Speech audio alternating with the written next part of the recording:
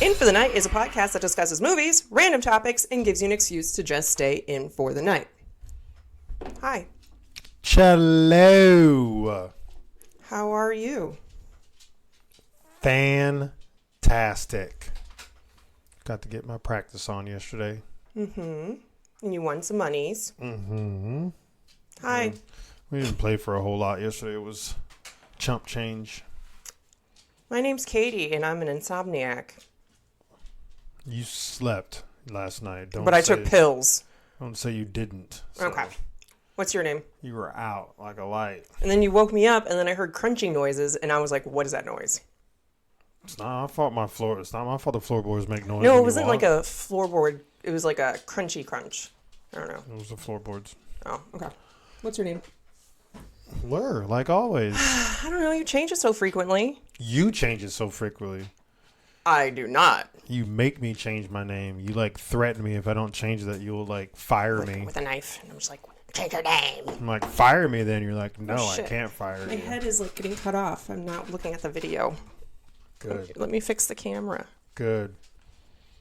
Good. All right. Welcome to the podcast. Everybody loves it. We have a big episode today. Yeah, so move along. Let's move along. So let's get right into it. We watched the movie Only. And sorry, the dogs are making noises and wandering around, and they need to sit down or lay down somewhere. So take a shot. Welcome. We're not even 2 minutes in, and you already get to take a shot. So we watched the movie Only, and you can watch it. Just a reminder, you can watch it on Prime, YouTube, Redbox, Voodoo, any of those. All the things. All the things. But let's, I guess, read. That thing is not nice. Okay. Okay, Tank came out in 2019. Maybe you did see it? I don't know. It was like right before COVID. Wow. Did not get... Wow, I don't know why not. Well, I guess probably because they never explained where it came from. Let's see. Yeah, Only came out in 2019. We have excuse me, yawning poo. Oh, man. Just woke up 2 hours ago, so guess I'm not fully awake yet. 5.1 out of 10 on IMDb Bizzles. Just right over. Go lay down, Fifi. Take another shot, people. 40% on Rotten Potatoes. 40%? 40%. Yeah, it didn't Damn, get this good did not reviews. get a good rating. 53% on Metacritic. Okay. Yes, a lot of hateful people out there.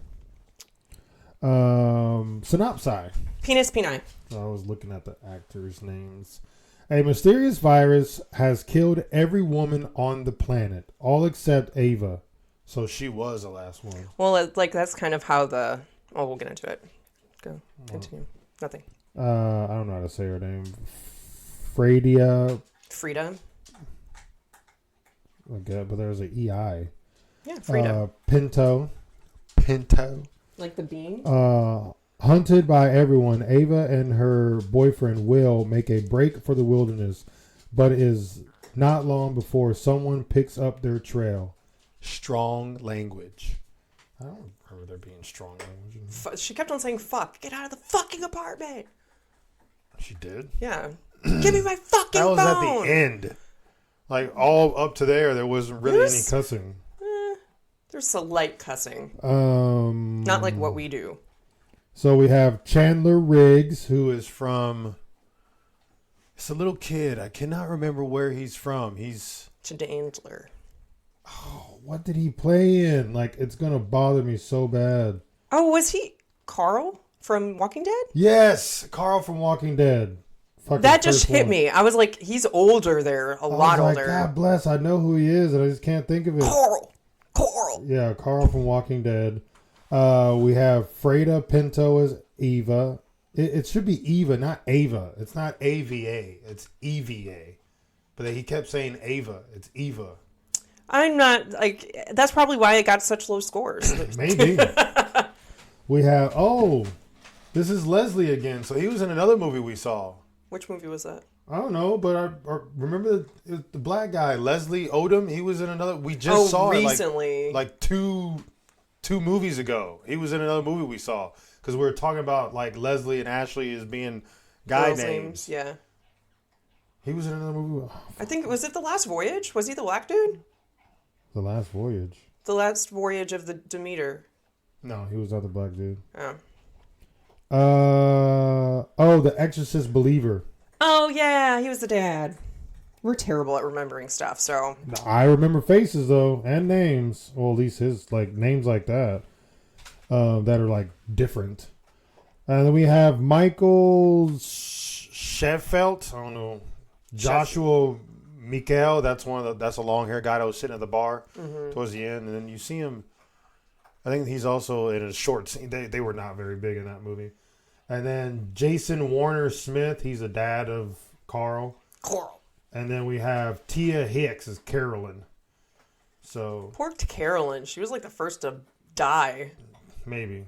But first of Eva's friends to die, yes. Because she was walking all up in that shit.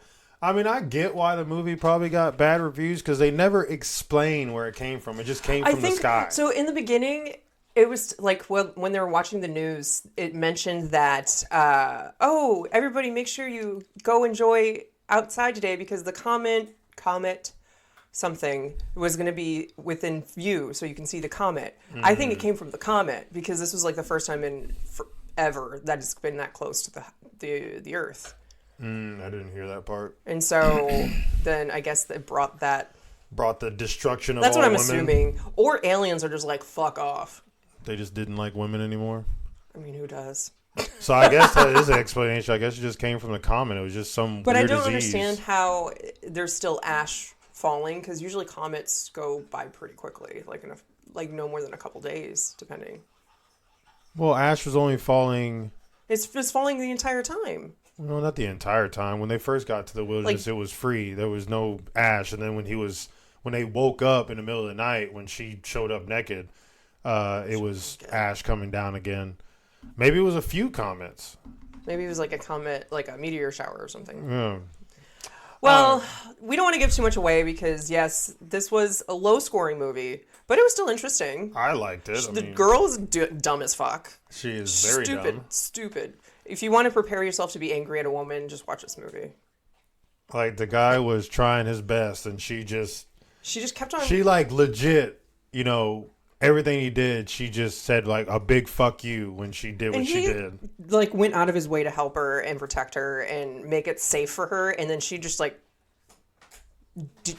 double-fingered his ass for no reason. I felt bad for him, but because he was with a dumbass bitch. She kind of had a point. It's like, what the fuck is they going to do for the rest of her life? They be in captivity and quarantine for the rest of her life? Like, no, she didn't want that. Like, maybe there could be a cure. Maybe, like, you don't know. It'd already been a year. Same with COVID. We had it around for a year, and then they had a cure before, way before. I'm not getting into conspiracy. It was like months after it came out because they're already talking about taking a vaccine. I don't know. I just find it all. That's why I didn't take that PTSD. damn vaccine. Fuck that vaccine.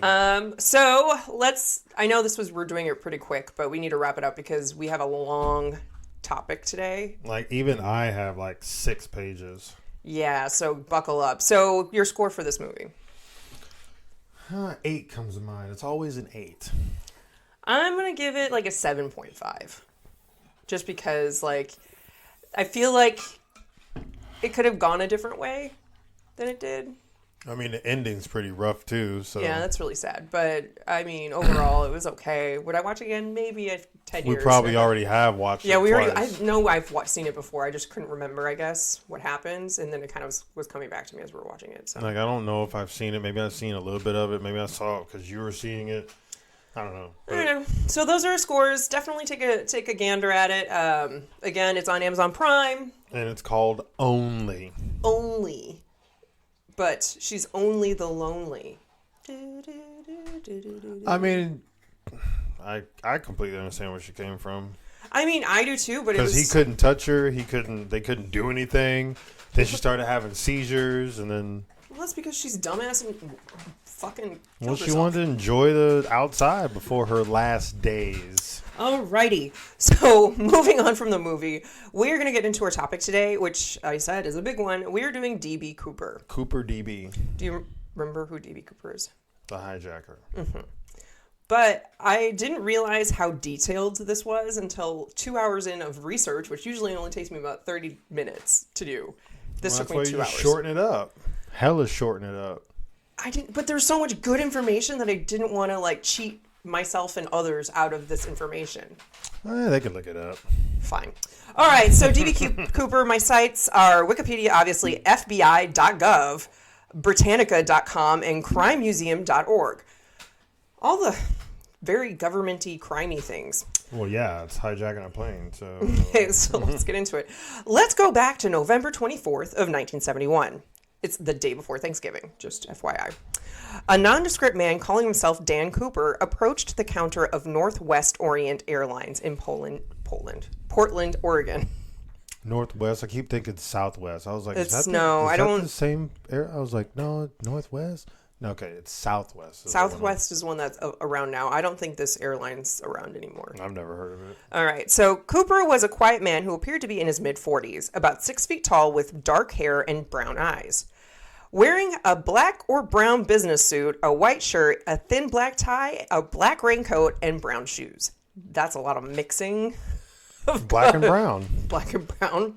It was noted that he didn't have an accent. He was carrying a black attaché case, or also known as a briefcase, and a brown paper bag. Bomb. Read number one. You freaking read number one. He used cash to buy a one-way ticket on flight 305. Oh, barely. Stop. On flight 305, bound for Seattle, Washington. Oh, man. The trip duration was only 30 minutes long. That's a short flight. I know. I'm like, That's a Jesus. super short flight. The ticket cost was only $20. That's a super cheap ticket. Well, this is back in 1971. Now the same ticket with current airlines range from $69 to $300 depending on the day. With the same airline, so it is still No. Oh, with current airlines. Current airlines. You were just read it. He was assigned an aisle seat 18C for a 4:35 p.m. flight. This was the last row. Oh man, that's a small airplane. Yeah, it's only 18 rows. After he boarded and sat, he ordered a bourbon and 7-Up with the flight attendant. Back when you can just drink willy-nilly. And I like how he got it before the flight even took off. Like, he sat down. He's like, that's usually only a first-class thing. Booze shit. All right, so the plane carried 36 passengers that day, not including the pilot, Captain William Scott, and the first officer, Bob Radczak. Sure. The flight attendants, H.E. Anderson, and flight engineer H.E. Anderson, and two flight attendants, Tina Mucklow and Florence Schaffner. Oh, yeah. So Florence and Tina. Cooper drew little attention while he was boarding the flight. Flight 305 left Portland on schedule at 2:50 p.m. I don't see why yours says 4:50. 4:35. 4:35, 2:50. That's in the afternoon. Whatever. Shortly after takeoff, Cooper handed a note to the flight attendant, Florence, who was sitting in the jump seat at the rear of the plane behind Cooper. So directly behind him, she was sitting. Assuming the note was a lonely businessman's phone number, Florence dropped the note unopened into her purse. She's like... Why the hell did she put it unopened in her purse? Because she's just like, okay, whatever, I'll look at it later. She's working. So Cooper then leaned toward her and whispered, Miss, you better look at that note. I have a bomb. Oh, wow. Read number 2. I just find it like, Miss, you better look at that note. Better look at it. Bitch. Florence opened the note in neat all capital letters printed with a felt tip pen. Cooper had written, Miss, I have a bomb in my briefcase and I want you to sit by me. Schaefer is Florence, right? Yeah, Florence is Schaefer. Yeah. So Florence, I'm not saying her last name. I changed most of them. If I did, I'm sorry. Returned the note to Cooper, sat down as he requested, and quietly asked to see the bomb. He opened his briefcase and she saw 2 rows of 4 red cylinders, which she assumed was dynamite. Attached to the cylinders were a wire and a large cylindrical battery. Good job. Never said that word in my entire life. Which appeared to resemble a bomb. Okay, so Florence is sitting next to Cooper right now. Mm-hmm. Cooper closed the briefcase and told Florence his demands. Florence wrote a note with Cooper's demands and brought it to the cockpit and informed the flight crew of the situation. Captain Scott directed her to remain in the cockpit for the remainder of the flight and take notes of events as they unfolded. So, fuck the other fucking flight attendant. Florence, you stay here. He's probably fucking her. Probably. He then contacted Northwest Flight Operations in Minnesota and relayed the hijacker's demands. He wanted $200,000 in a knapsack by 5 p.m. in negotiable American currency. He wanted 2 front parachutes. He wanted 2 back parachutes. By requesting 2 sets of parachutes... Side note, by requesting 2 sets of parachutes, Cooper implied that he planned to take a hostage with him, thereby discouraging authorities from supplying non-functional equipment. So he was going to bring somebody along on his jump, and they didn't want to have sacrifice Yeah, because a if it hostage. just would have been him, they could have just gave him a deformed one. Not a Defective. Defective. All right. And the last thing was a fuel truck to refuel the plane when they landed. We'll get into it. Number 3. What was I? So he only requested $200,000. Oh, this is back in 1971. So 1970s. That's a lot of money. He at least could have asked for $1 million. Like how much is it in daytime? 200,000. That's stupid. Okay, 200,000. Back in 1971. Oh yeah. 1971. Yanni McGee over here. Oh, while you're looking at it, with what? Oh, that's. I'm missing a 0. I was With like, Florence in the cockpit, flight attendant Tina sat next to Cooper to act as liaison between him and the flight crew in the cockpit. I bet Tina was like that lucky bitch. Like all men, Cooper made additional demands. What do you mean, like all men? Jesus. Upon landing in Seattle, the fuel trucks must meet the plane and all passengers must remain seated while she brought the money aboard. He said he would release the passengers after he had the money. Jesus. Okay. I can't, read today. So $200,000 from 1971 in today's standards would be like almost 1.5 million. Still, ask for a lot $1 of million money. back then. I mean, it would have been a lot more. So I've been, if it was 200,000, that was 1.5 million. So $1 million would have been like almost 3 million then. Probably about that, yeah, roughly. All right. So during the flight from Portland to Seattle, Cooper demanded that Tina remain by his side at all times. I bet he had a crush on her. Tina must be hot sauce. Tina. She not from Louisiana, but she's hot sauce. Take a shot, arrows by us. She later said that he appeared familiar with the local terrain. While looking out the window, he remarked, looks like... Wait. Did you finish? I was reading 3? Yeah. No. Time out. Okay, going back to what I he have said. a lot more. Oh, Jesus I don't Christ. know why I thought it was in it. Oh, you just start talking. This is your fault. Let's see. So he said he reached. Okay. So Captain Scott informed Seattle Tacoma Airport Air Traffic Control. Jeez, that's a tongue twister. Air traffic control. They then contacted the police and FBI. Captain Scott told the passengers that upon their arrival in Seattle would be delayed because of a minor mechanical difficulty. I'm just wondering, was he referencing the plane had a mechanical difficulty or the ground people had a mechanical difficulty? Because if I'm on a plane and the captain's like, shh, hello, captain, this is your captain speaking. There's a slight mechanical problem. We're like, fuck that, land it. Then Captain Scott told the passengers upon their arrival in Seattle would be delayed because of a minor... I don't know. It doesn't really say. Continue. Yeah. Donald Nyrop, Nyrop. Sure. It's an interesting last name. The president of Northwest Orient authorized payment of the ransom and ordered all employees to cooperate with the hijacker and comply with his demands.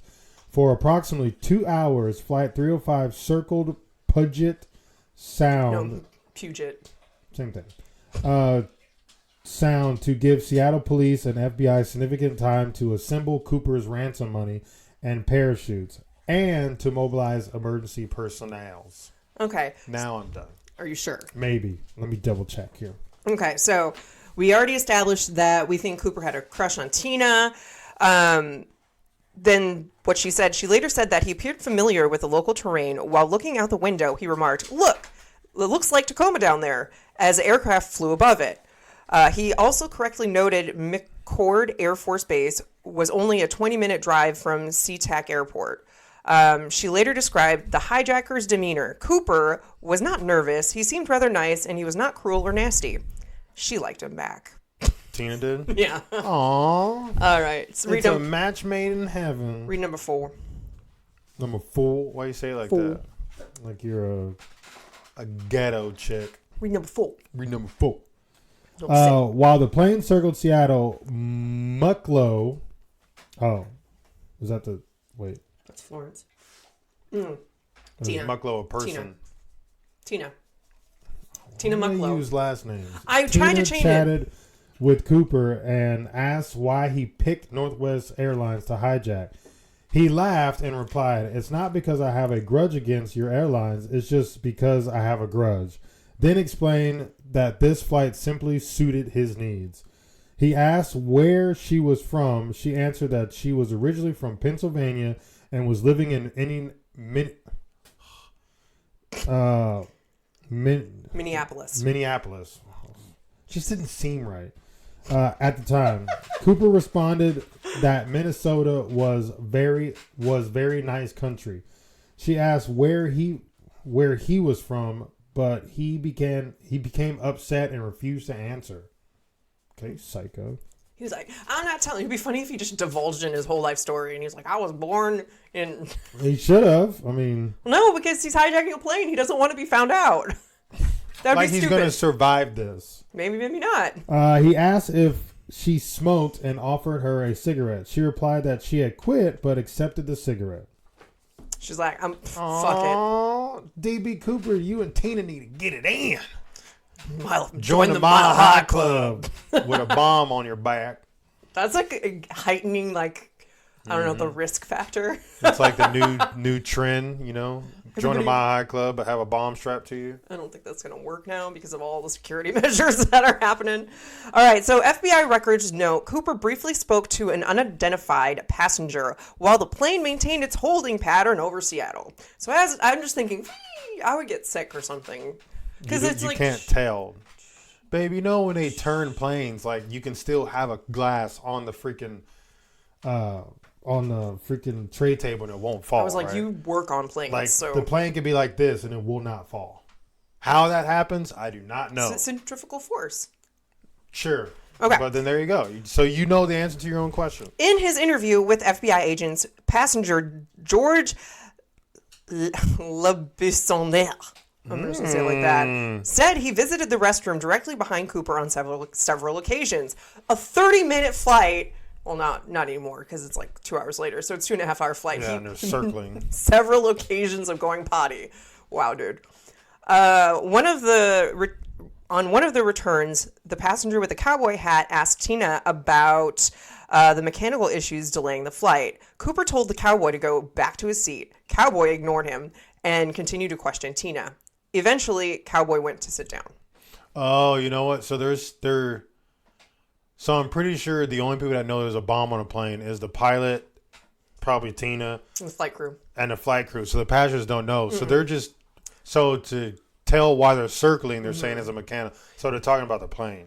Right. So they were trying to distract everybody. Like, Yeah. if I was a passenger, I would be like, this is a little nefarious right now. But it's also crazy because, well, now they only put enough fuel in a plane to basically get where they're going. Exactly. But then my thing is, if I was sitting there and I noticed that one of the flight attendants was sitting next to a passenger the entire flight, I'd be like, what's happening? Like, I would have noticed that. Maybe, that's her boo thing. Maybe. All right, read number 5. You read number 5. Bitch.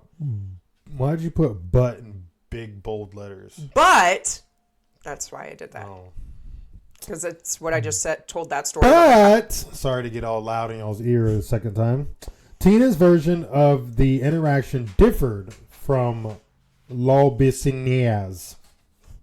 I guess that's the fucking You got George Leb is like, he was the guy who had to pee all the time. Oh. She said that the cowboy asked her for a magazine because he was bored. She went with him back to the galley and found one. When Tina returned to her seat, Cooper said, "If that is a sky marshal, I don't want any more of that." Despite his brief interaction with Cooper, the cowboy was not interviewed by the FBI and was never identified. Uh-oh, did he die? No. But, okay, so George pretty much lied, saying that, he was going to the bathroom and the cowboy was blocking his way to go back to his seat because he was listening in on it and saying that the cowboy was asking about mechanical issues. I mean, that's totally two separate things. I want a magazine because I'm aboard, or mechanical issues of the plane. That's not anywhere close. So, stupid George. Stop lying. Who's George? George is the guy who had to go pee all the time. Who had kept on going. Who's a cowboy? No, that's a different. There's two guys here. There's George and then a cowboy. Cowboy's talking to Tina, and then George needs to pass, but the cowboy didn't move because aisles are like that big. Mm-hmm. And so he lied what actually happened. Or he just is retarded. I don't know. Maybe he was drunk. He just doesn't remember. Maybe. That's probably why I had to pee all the time. Exactly. Like, why else would you have to pee all the time? Okay, so the $200,000 ransom was received from Seattle First National Bank in a bag weighing approximately 19 pounds. So if you want to know. The money, 10,000 unmarked $20 bills. We'll see if they would use hundreds, it would have been lighter. I think he wanted to have smaller ones, but that would be my choice. Most of which had serial numbers beginning with the letter L, indicating issuance by the Federal Reserve Bank of San Francisco, was photographed on microfilm by the FBI. So before they gave it to him, they took pictures of all of it. Because if he spends it, they'll find out. Yeah. All right. So Seattle police obtained the 2 front reverse parachutes from a local skydiving school and 2 back main parachutes from a local stunt pilot. Read number 6. Around 5:24 PST, so Pacific Standard Time. Good job. Captain Scott was informed the parachutes had been delivered to the airport and notified Cooper they would be landing soon. Wow. At 5:46, Flight 305 landed at Seattle Tacoma Airport. With Cooper's permission, Scott parked the aircraft on a partially lit runway away from the main terminal. Cooper demanded that only one representative of the airline approach the plane with the parachutes and the money, and the only entrance and exit would be through the aircraft's front door via the mobile air stairs. Is that all? See. Northwest Orient's Seattle operations manager, Jesus Christ, that was hard, Al Lee, was designated to be the courier. To avoid the possibility that Cooper might mistake Lee's airline uniform for the law enforcement for that of a law enforcement officer, he changed into his civilian clothes for the task. With the passengers remaining seated, a ground crew attached the mobile staircase. Okay, so if all the passengers are sitting here and everybody's just like looking around, and then somebody gets off the plane and gets money and brings it to one of the passengers, I'm just wondering why nobody's panicking. Obviously going to know, and they can't panic because he can set the bomb off. I mean, they might panic. I don't know. Per Cooper's directive, Tina exited the aircraft through the front door and retrieved the ransom money. When she returned, she carried the money bag past a seat of passengers to Cooper in the last row. Like, they obviously have to know what's going on now. Right. If they're smart. No, the guy's just reading a magazine. Which this is 1971. I'm not sure how smart people were back then. I don't know. All right, number 7. Oh, read it? Yes, please. Cooper then agreed to release the passengers as they debarked. Disembarked. I told him. Hey, quiet. What the hell was that? It's Matt. I told you he's coming. Oh. Hey, stop. Hey, quiet. Sorry, people. Lay down. Fifi, lay down, ma'am. Now. Y'all know who it is. Quiet. Take a couple shots for that. Hey, I said quiet. Let's see. He lost his way. Hey, I'm tired of that. Stop it. They're just gonna keep barking. Keep on going. Just keep on going. Read number 7. Just get into it. Any attempt to break the tension. No, wait. Oh, yeah. Cooper inspected the money. So as they debarked, Cooper inspected the money. In an attempt to break the tension, Tina jokingly asked Cooper if she could have some of the money. Cooper readily agreed and handed her a packet of bills, and she immediately returned the money and explained accepting gratuities was against company policy. She said Cooper had tried to tip her and the other 2 flight attendants earlier in the flight with money from his own pocket, but they had each declined, citing the policy. So she pretty much was like, I'll have some of that money. And he's like, okay, here you go. Here's a stack. And she's like, shit, never mind, I can't. Oh, that's just funny. I thought that was hilarious. Okay. With the passengers safely debarked. That's what it says. I don't know why it says that. Only Cooper and the 6 crew members remained on board. In accordance with Cooper's demands, Tina made 3 trips outside the aircraft to retrieve the parachutes, which she brought to him in the rear of the plane.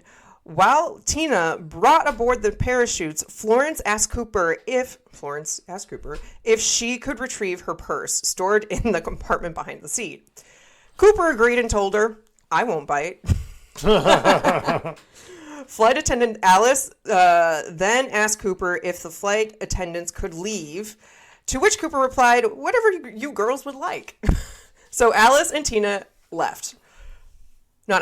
So Alice and Tina left. Thanks, bitches, for... No, sorry. Alice and Florence left. Mm-hmm. Tina, I'm putting in here as my own translation, thanks, bitches, for leaving me. They're like, deuces. When Mucklow brought the final parachute to Cooper, she gave him printed instructions for using the parachutes, but Cooper said he didn't need them. Read number 8. Can't see that. A problem with the refueling process caused a delay, so a second truck and then a third were brought to the aircraft to complete the refueling. During the delay, Mucklow said Cooper complained the money was delivered in a cloth bag instead of a knapsack as he had directed, and he is now had to improvise a new way to transport the money. Using a pocket knife, Cooper cut the canopy from one of the reserve parachutes and stuffed some of the money in the empty parachute bag. I mean, I guess that's just how you'd have to do it. Or tell them to give me the right shit. I mean, I'm pretty sure they didn't think, oh, it has to be a knapsack. I think they were just like, oh. He just wants the money. He just wants the money, but he was just like, fuckers, man. Why you fucking assholes ruining my plan?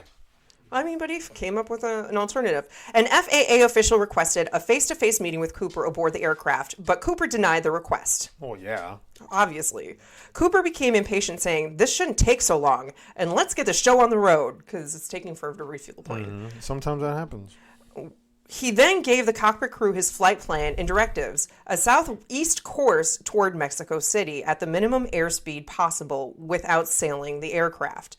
That was approximately 100 knots or 185 kilometers an hour or 115 miles per hour. Damn, that's slow. That's real slow. And at a maximum altitude of 10,000 feet. So you can jump out. Well, yeah, because if you go any higher, you'd kill himself. Mm-hmm.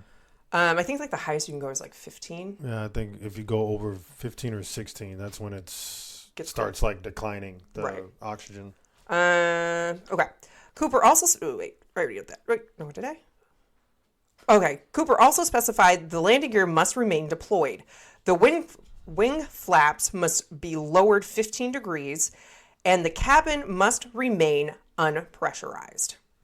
Damn. So he's like, has his shit together. He knows exactly what needs to get done. First Officer Radazak, informed Cooper that this configuration limited the aircraft's range to about 1,000 miles. So a second refueling would need to be necessary before entering Mexico. So because they're going so slow and so low, it's causing the plane to use more fuel. Mm-hmm. And so he's like, bitch, we're not going to make it. So Cooper and the crew discussed options and agreed to Reno, the Reno Tahoe International Airport as the refueling stop. So he's going to make another stop. Jesus. Like, you're lucky, I guess. I don't know. Fuck. Cooper further directed the aircraft to take off with the rear exit door open and its air stair extended. Fuck, that's hard to say, too. Northwest Home Office objected that this was unsafe. Cooper countered, saying, "It can be done. Do it." I like half of his responses to people are just like, "Oh, okay, go for it. I won't bite." Yeah. Right? What is? You got Pretty this. chill dude. But did not argue the point and said he would lower the staircase once they were airborne. He demanded Tina remain aboard to assist the operation. So Tina, you're my bitch. Oh, poor Tina. All right, so we are back in the air. So they took off again. You read number 10. Take a shot. You mean number 9? Did I fuck up the numbers? Yes, read number 9. I'm sorry. You know what happened? I probably didn't save it, and I updated everything, and then it went back to... Slacker. Shut up. It was 2 hours of research. Well, you could have shortened it. I didn't want to. Around 7:40 p.m., Flight 305 took off with only Cooper, I guess Mucklow is Tina, Captain Scott, First Officer Razzmatazz, and Flight Engineer Anderson aboard. The 2 F-106 fighters from McCord Air Force Base and a Lockheed T-33 trainer diverted from an unrelated Air National Guard mission followed the 727. Oh, so it's a 727. Nice. All 3 jets maintain S flight patterns to stay behind the slow-moving 727 and out of Cooper's view. So they're following it. They're happy. They're chilling. It's just weird. I mean, I wouldn't say they're happy, but... I mean, he's not being aggressive. He's just saying this is what's going to happen. You do it. They're doing you're saying Cooper's happy? Yeah. He's they didn't tell about the jet fighters. I mean, the jet fighters are just there. They're pretty much useless in this whole fucking story. After takeoff, Cooper told Tina to lower the AFT staircase. Whatever that is. Do you know what an AFT staircase is? I think it's the one that goes... Never worked on a 727. I think it's the one that's behind... on the bottom where the luggage goes, maybe. I don't know. There's no staircase. She told him and the flight crew she feared being sucked out of the aircraft. The flight crew suggested she come to the cockpit and retrieve an emergency rope, which she could tie herself to a seat. So she's pretty much going to get sucked out. Stable, sort of. Cooper rejected the suggestion, stating he did not want her going up front or the flight crew coming back into the cabin. Everybody stay where you are. Don't worry about it. She continued to express her fear to him and asked him to cut some cord from one of the parachutes to create a safety line for her. I mean, that's reasonable. He said he would lower the stairs himself. He's like, fuck it. I'll just do it myself. It's fine. It's fine. It's fine. No. Just let me tie myself off. No. I'll do it. You ruined it. Sit down. You're useless. Instructed her to go to the cockpit, close the curtain partition between the coach and the first class sections, and not return. Bye, Tina. He's like, I'm done with you, ma'am. You're useless. Damn. Number 10. For real. He regrets trying to give her that money now. Before she left, Tina begged Cooper, please take the ball with you. Oh my God, stop yawning. Oh yeah, let me just stop doing that. Breathe better. I'm breathing just fine. Let's see. Oh yeah, please take the bomb with you. Cooper responded he would either disarm it or take it with him. Huh? So Tina asked him to take the bomb. Please take the bomb, and he's like, "Oh yeah, no worries, I got it. I'll either deactivate it or toss it out with me." Okay, that was easy. Right. As she walked to the cockpit and turned to close the curtain partition, she saw Cooper standing in the aisle tying what appeared to be the money bag around his waist. From takeoff to when Tina entered the cockpit, 4 or 5 minutes had lapsed. She remained in the cockpit for the rest of the flight. Tina was the last person to see the hijacker. So she was the last person to see this person ever. Around 8 p.m., a cockpit warning light flashed, indicating that AFT staircase had been deployed. He did it himself. Thanks, Tina.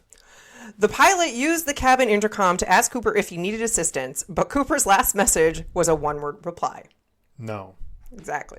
The crew's ears popped from the drop in cabin pressure from the stairs being opened. At approximately 8:13 p.m., the aircraft's tail section suddenly pitched upward, forcing the pilots to trim and return the aircraft to a level flight. In his interview with the FBI, co-pilot Bill Razmataz, I'm just like, it's hard, said the sudden upward pitch occurred while the flight was near the suburbs north of Portland. So when it did that, it's around this area. Read number 11. Oh, excuse me. At 11:02 p.m., with the aft staircase still deployed, Flight 305 landed in Reno Tahoe International Airport. Let's see what else we got here. FBI agents, state troopers, sheriff's deputies, and Reno police established a perimeter around the aircraft. But fearing the hijacker and the bomb were still aboard, did not approach the plane. Captain Scott searched the cabin, confirmed Cooper was no longer aboard, and after a 30-minute search, the FBI bomb squad declared the cabin safe. So my question is, that tiny-ass plane, like, it's only had 18 rows, right? Mm-hmm. And it took them 30 minutes to look through it. Is there a lot of hiding places on a plane like that? I mean, you got the cargo, you got I don't know. I've never been on a 727. I have no idea. Interesting. Okay. So now that's the story of the flight. We're going to get into the investigation. Hey, no one got hurt. Look at that. I know, right? Allegedly. He was a nice guy. The investigation, in addition to 66 latent fingerprints aboard the airline, FBI agents recovered Cooper's black clip-on tie clip, and 2 of the 4 parachutes, one of which had been opened and had 3 shroud lines cut from the canopy. FBI agents interviewed eyewitnesses in Portland, Seattle, and Reno and developed a series of composite sketches. Local police and FBI agents immediately began questioning possible suspects. Fifi. No, ma'am. Uh-oh. We got Fifi trying to hump someone. Take a shot.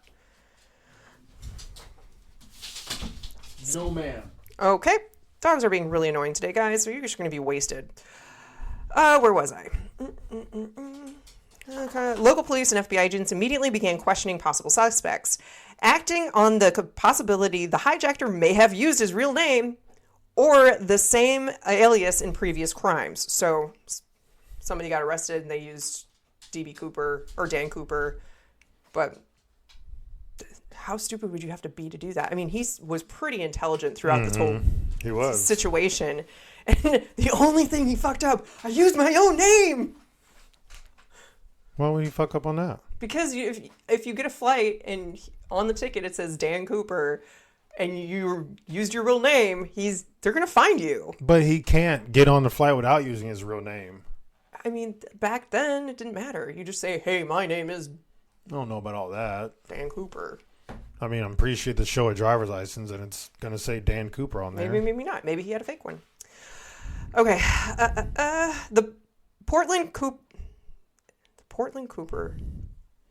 Oh, in Portland, Cooper had a minor police record but was quickly eliminated as a suspect. Oh, wait. Portland police discovered and interviewed a Portland citizen named D.B. Cooper. So that's that. And then they quickly wrote him off. Sorry, my brain is not working right now. In his Neither rush one to of meet us. a deadline, reporter James Long confused the man, D.B. Cooper, with the name used by the hijacker, which was Dan Cooper. So technically, he was never D.B. Cooper. It was always just Dan. Yeah. And so now D.B. Cooper, who lives in Portland, is like, what the fuck? Oh, that sucks. Number 12, please. Poor guy. Due to the number of variables and parameters, precisely defining the area to search was difficult. The jet's airspeed estimates varied. The environmental conditions along the flight path varied. Why is that word so hard? Everything's hard today. With the aircraft's location and altitude, the only Cooper knew how long he remained in free fall before pulling his ripcord. The Air Force F-106 pilots neither saw anyone jumping from the airliner, nor did their radar detect a deployed parachute. Moreover, a black-clad individual jumping into the moonless night would be difficult to see, especially given the limited visibility, cloud cover, and lack of grounding light. So he knew what he was doing. Yeah. And the thing is, like, we'll get into it later, but we don't know what was in his brown paper bag. No, we don't. That's where, like, I'm like, could be anything. I mean, they had to scan it. No, back in the 70s, you didn't have to. You just walked through. 'Cause people could go and wave goodbye as they see your flight taking off. So, anyway, in an experimental recreation, flying the same aircraft used in the hijacking in the same flight configuration, FBI agents pushed a 200-pound sled out of the open air stair and were able to produce the upward motion of the tail section and a brief change in cabin pressure described by the flight crew at 8:13 p.m. Initial explorations placed Cooper's landing zone within an area on the southernmost outreach of Mount St. Helens, a few miles southeast of Ariel, Washington, near Lake Murin, an artificial lake formed by a dam on the Lewis River. Search efforts focused on Clark and Cowlitz counties. Cowlitz counties, encompassing the terrain immediately south and north of the Lewis River in southwest Washington.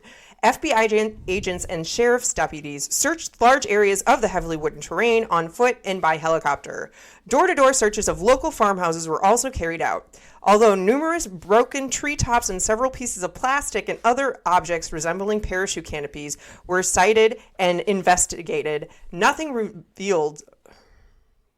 relevant to the hijacking was found. So possibly that's where he could have landed, but nothing was around to have evidence. So, all right, read number 13. You read number 13. Shortly after the spring thaw in early 1972, teams of FBI agents raided some 200 soldiers from St. Louis. I'm an idiot. Teams of FBI agents aided by some 200 soldiers. I'm like, I was raided? like, raided? That didn't make any sense. Why are they raiding things? Jesus Christ. Oh, It's a hard day. Aided, there's no R there, Ty, by some 200 soldiers from Fort Lewis, along with U.S. Air Force personnel, National Guardsmen, and civilian volunteers conducted another thorough ground search of Clark and Cowlitz counties for 18 days in March, and then another 18 days in April. Two local women stumbled upon a skeleton in an abandoned structure in Clark County. It was later identified as the remains of Barbara. Jesus Christ. Barbara. No, it's Barba. I hate you. And Dury, a teenage girl who had been abducted and murdered several weeks before. So, I mean, at least they found her. But that's still shitty because they're like, oh, we figured out the hijacker died. Oh, shit. She got raped and murdered. Fuck. Someone else. That's rough. Ultimately, the extensive search and recovery operation uncovered no significant material evidence related to the hijacking. Look at me. I got through that last sentence pretty nicely. We're struggling, folks. Barba. Rated, aided.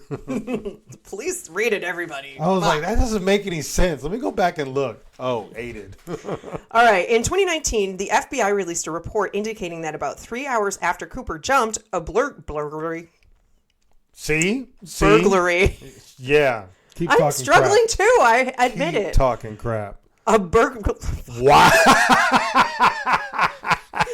Oh my God, why is word hard? At least I didn't do it twice in a row. A burglary was reported at a small grocery store near Hyson, Washington, an unincorporated community located within the low calculated drop zone that Northwest Airlines presented to the FBI. So they think somebody was there and they burgled the place. Burgled? Burgled. That's a word. I don't think so. It's a past tense of burglary. Burgled. I burgled you. Find that really hard to believe. I will look it up and show you. Okay. Words are my life. Till then, I'm going to make fun of you. Burgled. Shut up. Guys, this is what I have to deal with every day. Oh, that's great. That's great. That's so great. The burglar. Oh, that was close. No, it's so hard. No. Okay. Noted by the FBI to have taken only survival items such as beef jerky and gloves. That's two good combinations. I mean, they're sort of like, I think Beef jerky and I think gloves. he stole some more other than just those two gloves items. for stealing, I guess. No, gloves to survive, like working gloves. Like, What do you need working gloves to survive for? I fucking don't know. It's cold. All right, read number 14. Stop yawning. Can't help it. Let's see. A month after the hijacking, the FBI distributed lists of ransom serial numbers to financial institutions, casinos, racetracks, and other businesses that routinely conducted large cash transactions. Mm-hmm. So he's trying to wash it. Yeah, wash it. And to law enforcement agencies around the world. Northwest Orient offered a reward of 15% of the recovered money to a maximum of $25,000. 15%. So $25,000 isn't 15% of. That's Fine now. I'm it's not a mathematician. No, because that should be. Yeah, 25,000. 30,000. So there's like up to 25,000. You wouldn't get the full 15%. So that's 15%. That's 30,000 is 15% of 200,000. Or to award 15% of the recovered money to a maximum. But if 30% is the. I don't know why they did that. Don't ask doesn't make me. any People sense. do stupid shit. That makes zero sense. Anyway, in early 1972, U.S. Authority General John M. Mitchell released the serial numbers to the general public. Two men used counterfeit 20 bills printed by Cooper's serial numbers to swindle $30,000 from a Newsweek reporter named Carl Fleming in exchange for an interview with a man they falsely claimed was the hijacker. In early 1973, with the ransom money still missing, the Oregon Journal republished the serial numbers and offered $1,000 to the first person to turn in a ransom bill to the newspaper or any FBI field office. Though several near matches were reported, no genuine bills were found. It's crazy. He hasn't used it yet. On February 10th of 1980, 8-year-old Brian Ingram was vacationing with his family on the Columbia River at a beachfront known as Tena or T-E-N-A bar. Mm-hmm. So it's not the person. Tiki bar. Not the person, it's a place. About 9 miles downstream from Vancouver, Washington, and 20 miles southwest of Ariel. As he raked the sandy riverbanks to build a campfire, he uncovered 3 packs of the ransom cash, totaling $5,800. So this 8-year-old found the money. 8-year-old found the money. Wow. The bills had disintegrated from lengthy exposure to the elements, but were still bundled in the rubber bands. FBI technicians confirmed that the money was indeed a portion of the ransom, 2 packets of $120 bills each, and a third pack of 90, all arranged in the same order as when given to Cooper. So it just might have fallen out of the bag or something. So now we're going to get into suspect profiling. This is going to be fun. Because everybody doesn't like him, apparently. Because... Like Dan Cooper? Yeah. What's wrong with Dan Cooper? I mean, he's smart. Okay, he didn't kill anybody. He didn't hurt anybody. He was nice. He wasn't mean. He made jokes with the The only thing he did was he got mad when they asked where he was from. But other than that, I mean, he was pretty chill dude. Right. All right. Cooper appeared to be familiar with the Seattle area and may have been an Air Force veteran based on testimony that he recognized the city of Tacoma from the air as the jet circle Puget Sound, and his accurate comment to Mucklow about the Air Force base was about 20 minutes drive from Seattle Airport. A detail most civilians would not know or comment about. Or maybe he just fucking looked at a map. Or that. His financial situation was very likely desperate, obviously. Would hope so. Alternatively, Cooper may have been a thrill seeker who made the jump just to prove it could be done. Or that. Read number 15. I mean, I like all those. I know, right? Maybe they're all true. The profile speculated that Cooper was a military-trained parachutist and not a sports skydiver, because in addition to his apparent comfort level with the military-style parachutes he was provided, his age would have made him an outlier in the sport skydiving community, thereby increasing the likelihood that he would have been quickly recognized by a member of that community. So... I can't change the page. No. You might still the profile also speculated that Cooper was someone who exercised regularly due to comments by multiple eyewitnesses regarding Cooper's athletic-looking frame despite his age. Look at him. He's a DILF. I don't think he's a dad, though. Maybe it's a HILF. That's kind of like the age. So, hijacker, I'd like to fuck. There we go. We got a HILF on our hands. Got a HILF. Tina was into that HILF for a bit. They also Show me your bomb. Oh, off subject real quick. I was watching this meme the other day. It was like, I guess his husband and wife or whatever. And you see the husband go into the refrigerator. So he's opening it up, and the wife was like, she's like, bring out the meat. Yeah, bring out the meat. So then, oh my God. So then it starts having this like, what is it, like Luther Vandross music come on, and the husband's wearing basketball shorts, and you see him like kind of like put his hand in there like he's gonna bring it out, and then she turns around, she's like, oh my God, and like opens up the freezer, takes meat out. The guy was all sad. That's a shit you guys like you would do. Fuck yeah. It's like, babe, give me the meat. I'm like, okay, girl. Anywho, I just thought that was funny. Let's see. I think I'm on this one. Oh yeah. So they also felt he was not a heavy drinker or an alcoholic because the only drink he was served was quickly spilled, and he never requested another one. Oh, I didn't know it was spilled. Okay. Yeah, like that's like a small detail. Like it wasn't really that important, but I thought he like chugged that shit. The profile determined that an alcoholic would have likely been incapable of turning down further alcoholic beverages throughout the stressful, lengthy hijacking. So there's Bam. that. Okay. By calculating the number of cigarettes he smoked throughout the hijacking, the FBI believed that he smoked around 1 pack of cigarettes a day. Oh, so he's a smoker, though. Yeah, because he offered her a cigarette. Remember? And she took it. And several of Cooper's mannerisms led the FBI to conclude that he was more intelligent than a common criminal, such as his vocabulary level, his proper use of aviation-related terminology, complete lack of profane language, his calm demeanor, his style of dress, and the respect he showed for the female members of the crew. Because he's a stand-up guy. Like, yeah, so why are people hating on this dude? Cooper's ability to quickly and competently adapt to various situations as they arose indicated to profilers that he was likely the type of person who would commit a crime without the need or desire for an accomplice. So he did it alone. Yeah. Read number 6.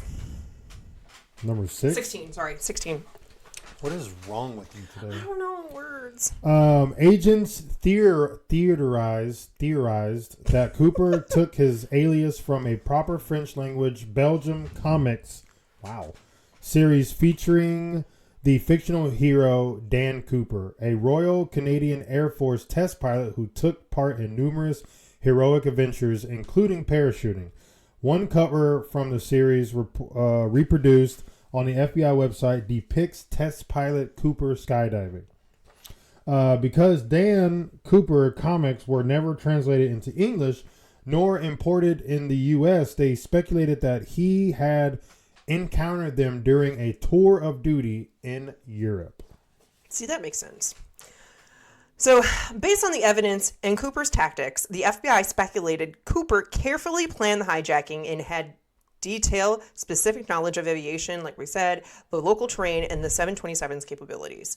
Cooper seemed specifically well-informed in refueling procedures. Unlike most commercial jet airlines, the 727 could remain in slow, low-altitude flight without stalling.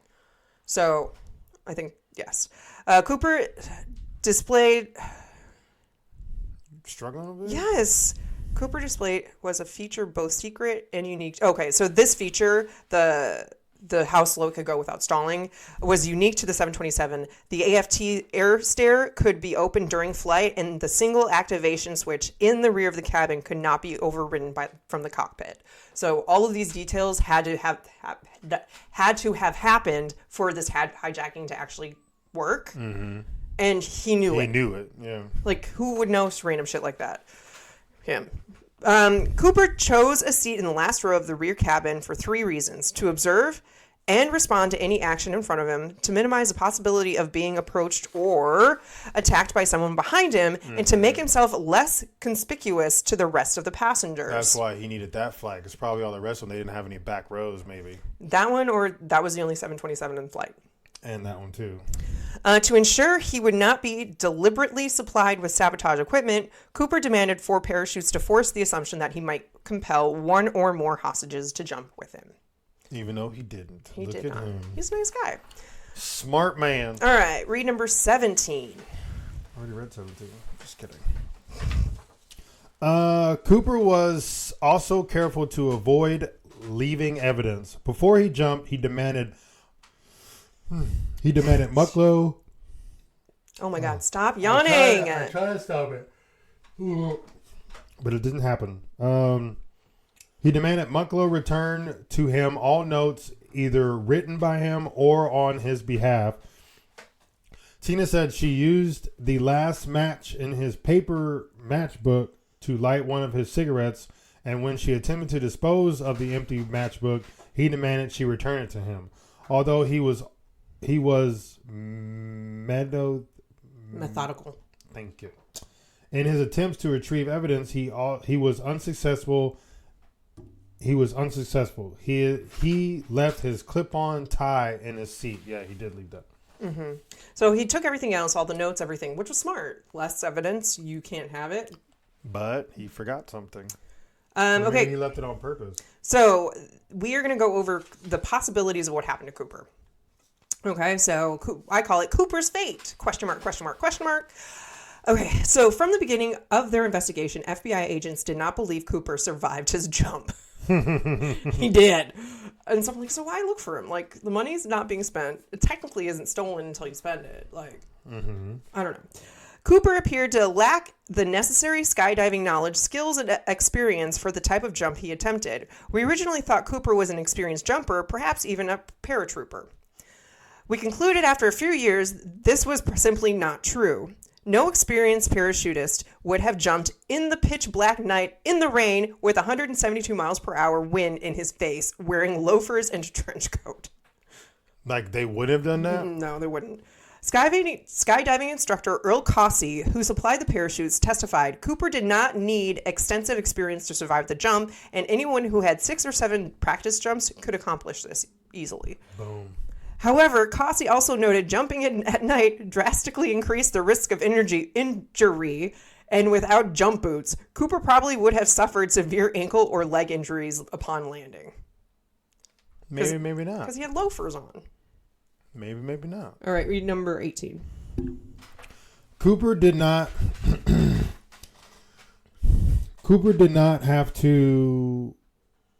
Cooper did not appear to have the equipment necessary for either his jump or his survival in the wilderness. Cooper failed to bring or request a helmet and jumped into a 15 degree Fahrenheit wind at 10,000 feet, 3,000 meters. I think that's the M. Yeah. In November over Washington State without proper protection against the extreme wind chill.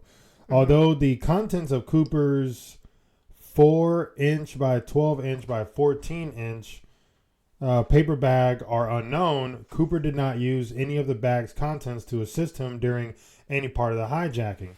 So the FBI speculated the bag contained items Cooper needed for his jump, such as boots, gloves, goggles.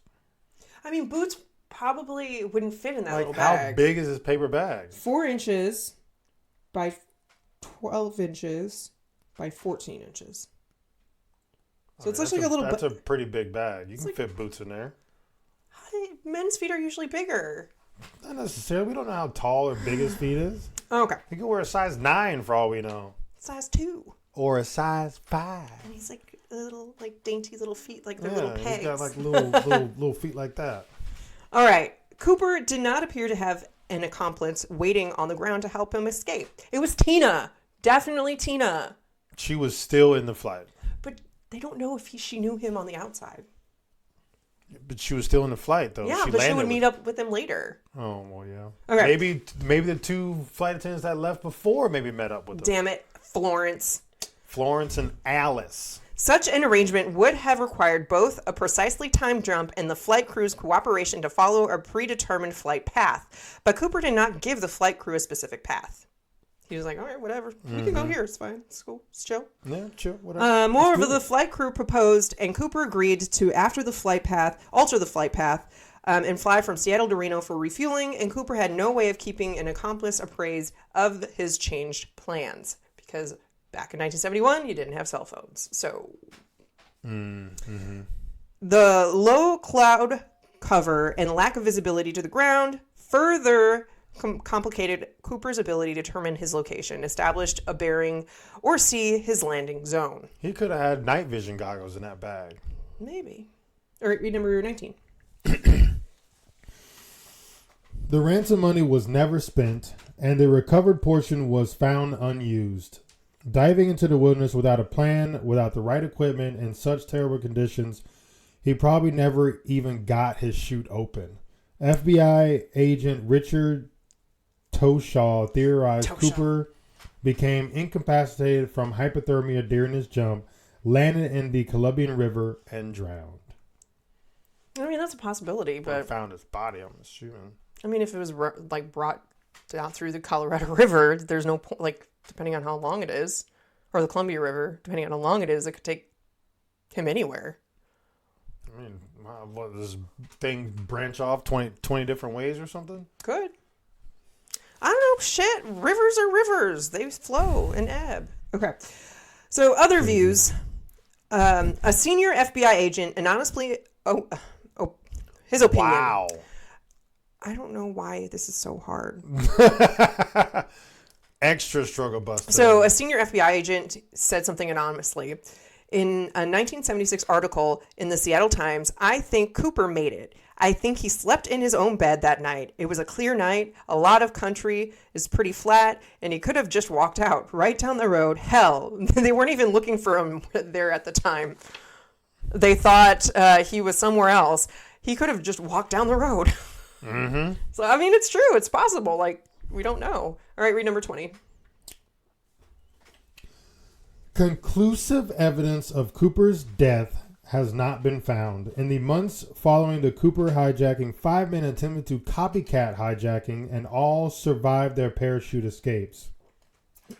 The survival of the copycats, several of whom faced circumstances and conditions similar to Cooper's jump, forced FBI to lead case agent Ralph Hammerschmushbrook to reevaluate his opinions and theories regarding Cooper's chances for survival. Well, duh. One person said that even a non-experienced person can jump this if they did like 6 or 7 jumps. They can easily survive it. Right. And another guy's like, oh, no, you can't survive it. You got this, and this. And then you got these 5 random copycatters who did almost the exact same jump, and they all survived. That's where it's just like, it's just so out there. They don't know. He obviously survived. Did we say this? Like, I think I cut it because it was really long. But even the fighter jets who were following the flight, they didn't see him jump. Yeah, because it's at night. It was night and it was like raining and cloudy. But and the shit. thing was that they should have picked it up on their radar. But like we said, we don't know what was in his brown bag. It could have been some type of radar scrambler or some shit, especially if he was ex-military. Like, don't tell him what the fuck was in there. Right. Because if they said it should have came up on the radar, then it probably should have came up on the radar. Right. So it's weird that it didn't. So unless I don't know about that because I don't know what stuff can block radars. I'm not ex-military. Yeah. All right. So those are just some of the things that could have possibly happened to Cooper. I fully believe that he survived. That mofo survived. He did. He was a gentleman to the end. He was. Like, no one got hurt. He's probably still alive, and he's like, you fuckers still don't know. He's like, you don't know. Actually, he would be really, really old. He'd be in, like, his 90s. He could still be alive. I'm just saying he would be really old. I'm sure he probably would have changed his name by now. But he didn't even use that name. Dan Cooper? That was not his real name. Oh, I thought it was his real name. No, there was a guy in Portland who had DB Cooper as his name, and it was not their guy because I think he was in jail or something at the time.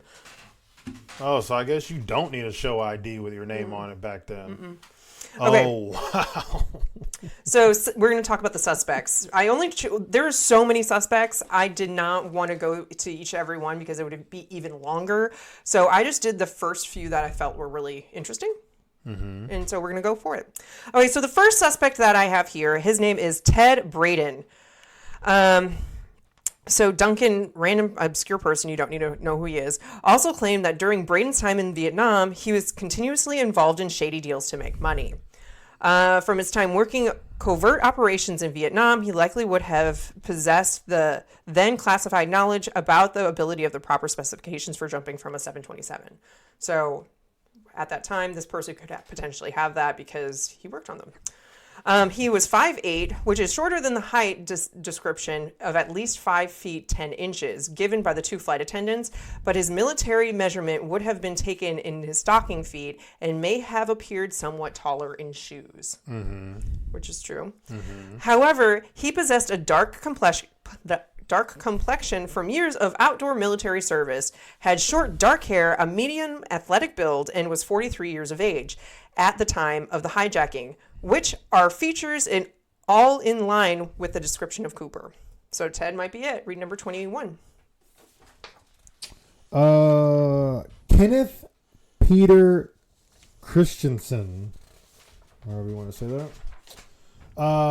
In 2003, Minnesota resident Lyle Christensen watched a television documentary about the Cooper hijacking and became convinced that his late brother Kenneth was Cooper. Oh, wow. So 1926 to 1994 is his late brother Kenneth. Christensen enlisted in the Army in 1944 and was trained as a paratrooper. Christensen was 45 years old at the time of the hijacking, but his shorter 5'8" thinner 150 pound than eyewitness description of Cooper. Christensen smoked, as did the hijacker, and displayed a fondness for bourbon, the drink Cooper had requested. Stewardess Florence told author Jeffrey Gray, I guess. I was going to say geography. That photos of Christensen fit her memory of the hijacker's appearance more closely than those of other suspects she had been seen, but could not conclusively identify him. Right. So, wait. So okay, so the Kenneth. Okay, so Lau is the brother. Okay. Lou. Kenneth is the one that they're referring to. Yeah. Got it. Who died in 1994, apparently. Well, still after. All right, so next we have Jack Kohlfeldt. In 1972, he began claiming he was Cooper and attempted through an intermediary. He said this to somebody. He said he landed near Mount Hood, about 50 miles southeast of Ariel, injuring himself and losing the ransom money in the process. Which, like, the little kid found, like, a stack. Mm-hmm. So I'm like, it's possible. Photos of Kohlfeldt bear a resemblance to the composite drawings, although he was in his mid-50s in 1971, so a little too old. He was reportedly in Portland on the day of the hijacking and sustained leg injuries around that time, which were consistent with a skydiving mishap. But they couldn't confirm it. Mm-hmm. Read number 22. You read 22. Lynn Doyle Cooper. There's another guy's name that's girly. Yep. Lynn Doyle, L.D. Cooper, 1931 to 1999. A leather worker and Korean War veteran, was proposed as a suspect in July 2011 by his niece, Marla Cooper. As an 8-year-old, she recalled Cooper and another uncle planning something very mischievous involving the use of expensive walkie-talkies at her grandmother's house in Sisters, Oregon. That's the name of a city in Oregon? Sisters? Wow. Mm-hmm. I think it's referring to like the mountains. 150 miles southeast of Portland. The next day, Flight 305 was hijacked, and though the uncles ostensibly, I don't know what that word is, were turkey hunter, L.D. Cooper came home wearing a bloody shirt, the result, he said, of an auto accident. Later, Marla claimed her parents came to believe that L.D. was the hijacker. She also recalled that her uncle, who died in 1999, was obsessed with the Canadian comic book hero Dan Cooper and had one of his comic books thumbtacked in his wall. Although he was not a skydiver or paratrooper. So their uncle is like, it kind of fits. I guess, like, I thought. But why would he come in with a bloody shirt? Like, because he might have got hurt on the way down. Like, maybe he hit a tree or something and got scratched at. That's interesting. Okay, so this one's a little twist, and I think you'll like it. Okay. Barbara Dayton. That's a girl name. Yeah, clearly. Okay. A recreational pilot and University of Washington librarian who was named Robert Dayton at birth. Served in the U.S. Merchant Marine and then the Army during World War II. Dayton worked with explosives in the construction field and aspired to be a professional airline career, but could not obtain a commercial pilot license. Dayton underwent gender reassignment surgery in 1969 and changed her name to Barbara. She is believed to be the first person to undergo this surgery in Washington state. She claimed to have staged the hijacking 2 years later, presenting as a man in order to get back at the airline industry and the FAA, whose insurmountable rules and conditions had prevented her from becoming an airline pilot. Dayton said that the ransom money was hidden in a cistern near Woodburn, Oregon, suburban area south of Portland. Jesus Christ, every word is hard today. Mm-hmm. She eventually recanted the entire story ostensibly after learning that hijacking charges could still be brought. She also did not match the physical description particularly closely. So she was like, fuck, I still can go to jail for this? Didn't do it. No, not me. Wasn't me. Okay, so then here's the list of everybody else. I was not about to just go through all these guys, but we had William Gossett, Joe Lackett, John List. That's how we got into this situation. D.B. Cooper. Ted Mayfield, Richard McCoy Jr., Vincent C. Peterson, Sheridan Peterson, Robert Rackshaw, Walter Recca, William Smith, Dwayne Weber, but he was like spot on apparently, and the only reason he did not get arrested, his fingerprints didn't match. Like, he was like a spitting image of it. Like, I looked at the comparison. It was crazy. All right. So we're almost done, guys. Thank you for hanging in. So we're going to talk about the aftermath. So what happened after this hijacking? Despite the initiation of the federal Sky Marshal program the previous year, 31 hijackings were committed in U.S. airspace in 1972. Jesus. That's a lot. Only 2 hijackings were attempted in 1973, both by psychiatric patients. One hijacker, Samuel Bick, intended to crash the airliner into the White House to kill President Nixon. Wow. I mean, that's wow. Interesting. All right. So also, after this aftermath, a couple things happened on airplane modifications to help avoid this shit. Can't open up the back doors and open up in flight and just a bunch of shit. Due to multiple copycat hijackings in 1972, the FAA required that the exterior of all Boeing 727 aircrafts be fitted with a spring-loaded device, later dubbed the Cooper vane, that prevents lowering of the aft air stair during flight. The device consists of a flat blade of aluminum mounted on a pivot, which is spring-loaded to stay out of the way of the door when the craft is at rest. But aerodynamically, I can say that word, but I can't say burglary. Fuck. Rotates into position to prevent the door from being opened when the plane is traveling at flight speeds. Then the operation of the vane is also automatic and cannot be overridden from within the aircraft. Also, as a direct result of the hijacking, the installation of peepholes was mandated in all cockpit doors. This enables the cockpit crew to observe passengers without opening the cockpit door. I said cockpit a lot there. About damn time. So that's why. So DB Cooper, Yeah. even though it's not him, Dan. Is the reason why they have cockpit door peepholes now. Interesting. Yeah. So that was just some of it. Like, people died, blah, blah, blah, like, after that. But it was, like, not important to the story. So People died? What do you mean? Like, hijackers? No. The guy who owned the company, the Southwest or Northeast, whatever. Northwest? He died in, like, 2009 or something. And I'm like, that has nothing to do with the story. Who cares? Like, yeah. Anyway, so that is DB Cooper. Very still unsolved. And we probably will never know who it is. Of course we're not going to know who it is. He's probably already dead by now. Probably. This is 2023, and that happened... 1971. So and he was, what, already 40-something? Yeah, 50-something? In his 40s. So it's about 50 years difference. Yeah, fuck no. More than likely, he is not still alive. Unless, I'm just saying, if he did survive and he had the money, it's like, it was pointless. It was pointless because he couldn't spend the money. But it's like, I wonder what he did. He had to do something unless he just threw it away. Maybe it was just to see if he can actually do it. Maybe he'd even want to spend the money. Yeah, or it was just like to prove a point. That's why I only asked for $200,000 because that's easy to get hands on pretty quickly. I think if you did any more than that, it would take longer. It would take longer, and so since it was such a short flight and you have so much fuel, yeah, that makes sense. So, why he only did that. And then just like everything was set up beautifully. Like, he did a very fantastic job planning this because he got away with it. Yeah.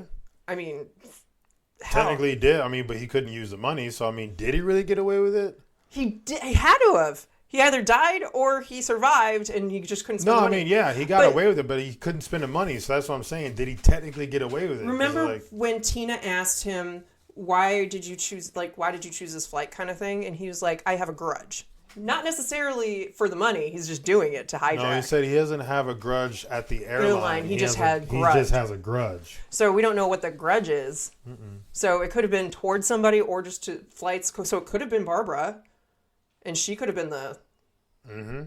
But they said it didn't fit the athletic build. Yeah, she didn't match as closely as it needed to be. But I'm just saying that's like just.